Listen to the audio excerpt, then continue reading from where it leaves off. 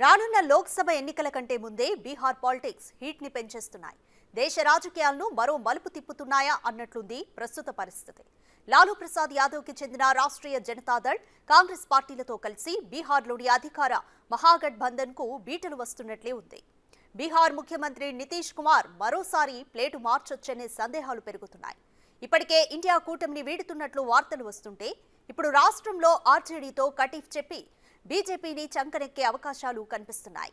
ఇంతకీ బీహార్ పాలిటిక్స్ లో ఏం జరుగుతోంది?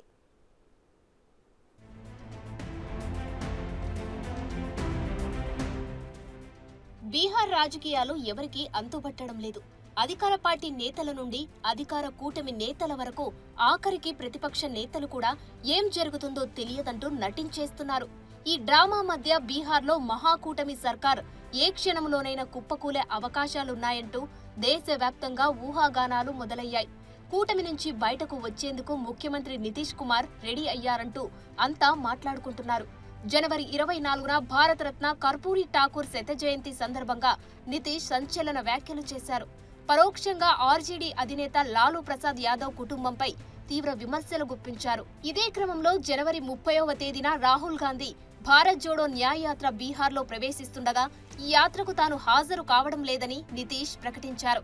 దీనితో ఇప్పుడు బీహార్ సీఎం నితీష్ కుమార్ అటు కేంద్రంలో ఇండియా కూటమిని, ఇటు రాష్ట్రంలో జేడీయూని వీడిపోయి బీజేపీతో కలుస్తారనే అనుమానాలు వచ్చాయి. అయితే దీనిపై బీజేపీ విచిత్రంగా స్పందించింది. తలుపులైతే తెరిచే ఉంటాయి, రావాలనుకునే వాళ్లు వస్తారు అంటూ నర్మగర్భ వ్యాఖ్యలు చేశారు బీజేపీ ఎంపీ సుశీల్ మోడీ. ये कन्फ्यूजन सोशल मीडिया में, मेन स्ट्रीम मीडिया में, अखबारों में चल रहा है, तो जाहिर तौर पर हम तो गठबंधन के मुखिया माननीय नीतीश कुमार जी से ही आग्रह कर सकते हैं। तो मैं आग्रह करूंगा हाथ जोड़ के माननीय मुख्यमंत्री जी से, ये जो संशय, कन्फ्यूजन, ये इधर उधर, वो सब स्पष्ट हो जाए ताकि बिहार अपने हित पर। లాలూ ప్రసాద్ యాదవ్ కుటుంబాన్ని ఆశ్రిత పక్షపాతం అంటూ బీహార్ ముఖ్యమంత్రి నితీష్ కుమార్ కామెంట్ చేయడం బీహార్ రాజకీయాల్లో సంచలనం సృష్టించింది. ఈ పరిణామంతో Lalu party Rashtriya Janata Dal, Nitish Kumar party Janata Dal United మధ్య టెన్షన్ మొదలైంది. జనవరి 25న జరిగిన నితీష్ కుమార్ కేబినెట్ సమావేశంలోనూ దాని ప్రభావం కనిపించింది. కొద్దిసేపటికే సమావేశం ముగియగా అనంతరం జరగాల్సిన విలేకరుల సమావేశం కూడా రద్దయింది. తర్వాత నేరుగా గవర్నర్ను కలిశారు సీఎం నితీష్. ఈ సమావేశం తర్వాత నితీష్ కుమార్ మరోసారి ముఖ్యమంత్రిగా రాజీనామా చేస్తారనే ఊహాగానాలు పెరిగాయి. ఈ లోక్సభ ఎన్నికలలోపు నితీష్ కుమార్ ఎన్డీఏలో ఉందని రాజకీయ వర్గాల్లో కూడా చర్చ జరుగుతోంది. కాగా ఈ ఊహాగానాలకు స్వస్తి పలికేందుకు బీహార్ ప్రభుత్వంలో అంతా బాగానే ఉందని జేడీయూ నేతలు చెబుతున్నారు. సీఎం నితీష్ కుమార్ రాజకీయాలు ఎప్పుడు ముందంజలోనే ఉంటాయని, ఎవరికైనా అనుమానాలు, కన్ఫ్యూజన్ ఉంటే దానికి కారణమేంటో వాళ్లే చెప్పాలంటూ జేడీయూ నేత నీరజ్ కుమార్ వెల్లడించారు. फ्रंट फुट की राजनीति किया है नीतीश कुमार जी ने, सीधा राजनीति किया है, कोई कंफ्यूजन नहीं। अब जिनके मन में कंफ्यूजन है वो जाने, हमारे मन में कोई कंफ्यूजन नहीं।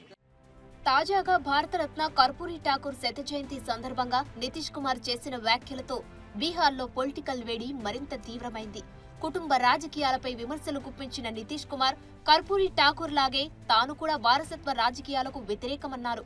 అంతేకాదు కొందరు నేతలు వారసత్వ రాజకీయాలను ప్రోత్సహిస్తున్నారని పరోక్షంగా లాలుపై విమర్శలు చేశారు. ఈ రోజుల్లో కొందరు తమ కుటుంబాలను ముందుకు తీసుకువెళతారు, కానీ కర్పూరీజీ ఎప్పుడు అలా చేయలేదని అన్నారు. కర్పూరీజీ మృతి తర్వాత జేడీయూ అతని కుమారుడు రామ్నాథ్ ఠాకూర్ను ముందుకు తీసుకెళ్లిందని అన్నారు. దీనిపై ఎవరు ఏమి అనుకున్నా నేనేమి అనుకోనంటూ ఘాటు వ్యాఖ్యలు చేశారు సీఎం నితీష్ కుమార్. దీనితో పాటు గత కొన్ని రోజులుగా నితీష్ కుమార్ పట్ల భారతీయ జనతా పార్టీ నాయకుల స్వరం మారింది. అలాగే జేడీయూ, ఆర్జేడీ, బీజేపీ పార్టీలు వరుస సమావేశాలు నిర్వహిస్తున్నాయి. దీనితో నితీష్ కుమార్ ఇండియా కూటమిని వీడుతున్నారని, ఆర్జేడీని వదిలి బీజేపీతో కలిసి మళ్లీ ప్రభుత్వాన్ని స్థాపిస్తాడని అనుకుంటున్నారు.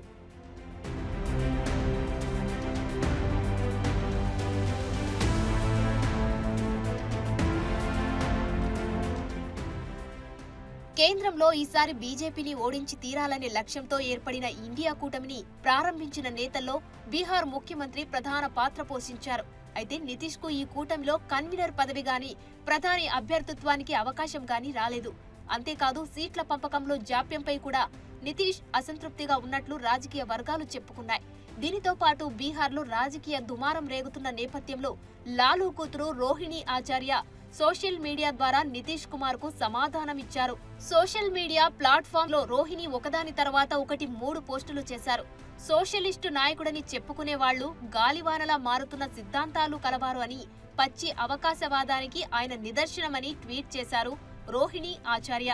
ఈ గొడవ గాలివానలా పెరగడంతో రోహిణి పోస్టులన్నీ డిలీట్ చేసింది. కానీ పార్టీల మధ్య విభేదం మాత్రం బయటపడింది.